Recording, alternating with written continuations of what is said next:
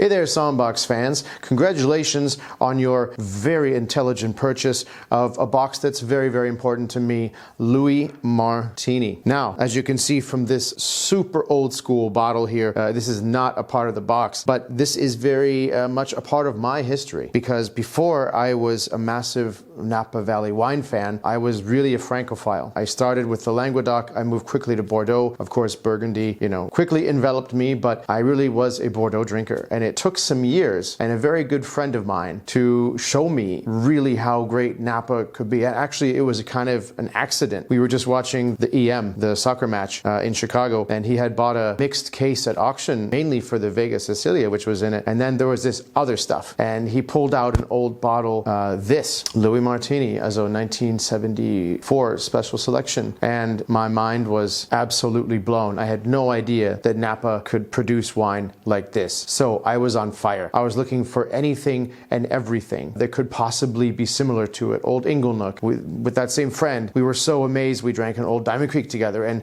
it just kind of set me down on this path. But it was pretty much sort of all inspired by this stuff. Even when I first started at Tantris in Munich, Germany, I bought a large quantity, luckily enough, from an auction in Chicago at the time, of old Louis Martinis from the 50s to the early 80s. And every time I opened one, it was like the first time. It was an adventure, it was emotional, it was a journey with every bottle. And no matter how old they were, from the 50s, the 60s, the 70s, they all needed time. They needed to be decanted, they needed to be observed and chatted with. It's a conversation with these wines. It's not just plop, open a bottle and go. But to show you that, I wanted to make it as special as I possibly could, and to sort of replicate that first aha moment that I had. And that's why this box is so exceptional, because these single vineyards from Louis Martini here are not available anywhere in the European market. So by now owning one of these, you are one of the very few, let's say one of the 15 people who actually have the chance to taste how incredible these wines are. And of course, if that 0.1 bottle has you as mesmerized as these wines did me, then of course I would highly recommend grabbing some bottles, stuffing them away in your cellar, and forgetting about them for a while. But let's go back to the history just briefly on Louis Martini and what makes it so cool. An Italian immigrant, of course, Louis Martini, end of the 1800s. He got into the wine business.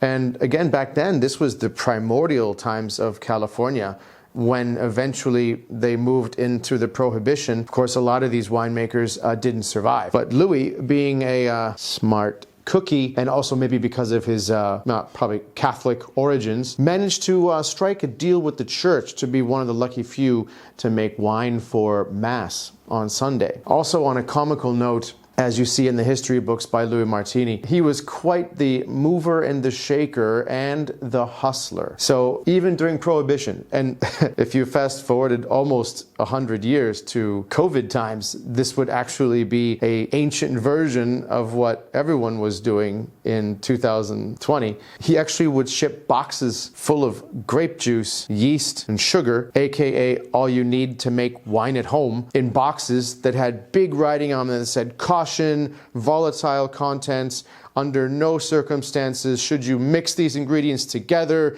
it's poisonous, and whatever.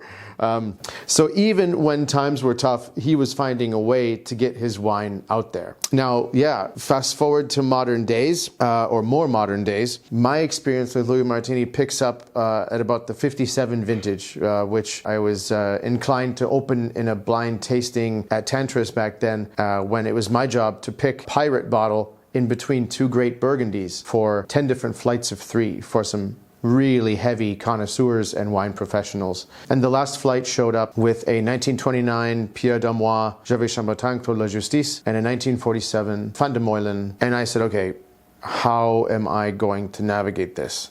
I realized that I had one Magnum of 57 Louis Martini Sonoma Mountain Pinot in the cellar. And I thought, okay, well, I have no experience with this, but let's give it a shot. Well, as it turns out, 57 was one of the greatest Pinot vintages in California history. And this bottle was perfection.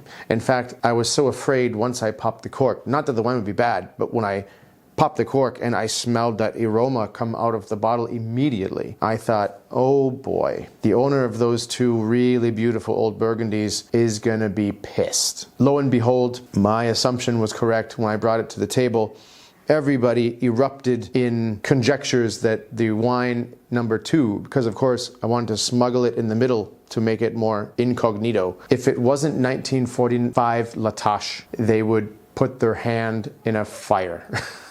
And I knew what was about to happen, but I still couldn't believe it when I saw these experts talking. Well, to all their dismay and surprise, it was in fact Louis Martini. So there's no Pinot in this box. However, I just wanted to give a couple anecdotes to illustrate how much I believe in this winery, how much of a role it's played in my life, how much suspense and fun I've always had with it, and how much of a gem historically and in a winemaking sense it has remained to be in Napa Valley for well over 120, 30 years. So let's get down to the nitty gritty. What you've got here is an incredible array of Cabernet Sauvignon. We're focusing on Cab with this box, of course, because then you really get to see the nuances and the differences in the wines and really what the terroir has to offer. We're gonna start out with their sort of business card, let's say, right? The Louis Martini 2018 Cabernet Sauvignon. And we're gonna contrast that with 2016 from the Magnum. Now, this is just super, super cool because you have two epic vintages next to each other. 18, which is an absolute powerhouse, which is rich and broad and decadent and big. And of course, it can go the distance for aging. Then you have the 16, which is a little bit more lean and subtle, intensely structured, incredibly fine, tannins, stunning, integrated, round, but gripping, a little bit more closed at the moment. But I truly believe that 16 will be a vintage for the decades. This will perhaps be a truly timeless vintage if you can give it some time. But of course, I'll let you be the judge of that. Now, because Louis Martini has always had a lot of association with Sonoma because of their famous vineyard sites, one of which is the Monte Rosso. Now, this is on the edge of the Sonoma Mountain, of course, which fringes to Napa, so on the east side of Sonoma,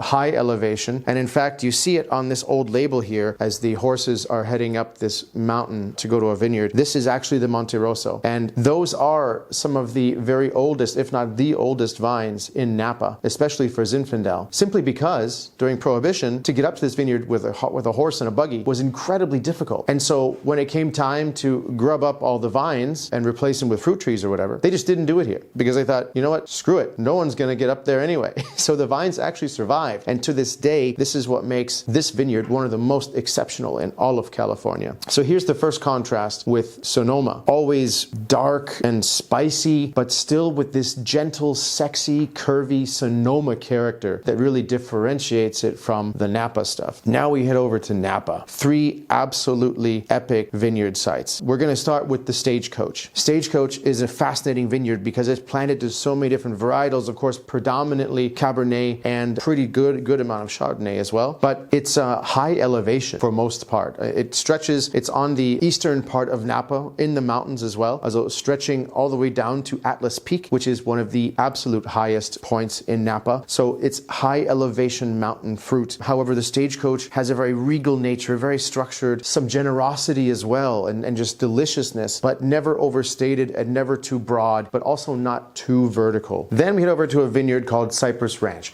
You may not know this one because it's actually owned mostly by, in fact, Louis Martini. It's on the Vaca Mountains on the sort of eastern outskirts of Napa, so Pope's Valley, if you know where that is. Also high elevation mountain fruit. Cool, brisk, but also lush, perhaps a little bit more restrained, but also kind of flirty, a little more so, let's say, than the Stagecoach. Then at the end, we get to, for me, the big daddy, the Howell Mountain. This is all the way up on the right side of Napa, near Angwin, way up in the mountains. If you've ever been to Angwin, you know that the GPS doesn't work. You have to find these rusty little weird signs with strange numbers written on them pointing in various directions down dirt paths. And if you manage to not get horribly lost, which I hope you don't, because if you do, the locals are mostly Seventh-day Adventists, so they don't drink, they don't dance, they have no idea where your vineyard or your winery is. Just personal note. But when you do reach your destination, you will find Cabernets with epic structure. It's very much like the Chateau Latour of Napa. I mean, when they're young, many are completely unapproachable, but when they age, stunning refinement, perfume, elegance, and a very unique and ultra intense sense of minerality. It truly is, for me, one of the greatest terroirs in Napa. So you can't ask for a much more interesting and exclusive box than this. So I hope you have fun with Louis Martini. I hope you love it as much as I do and have fun with your discovery. We'll see you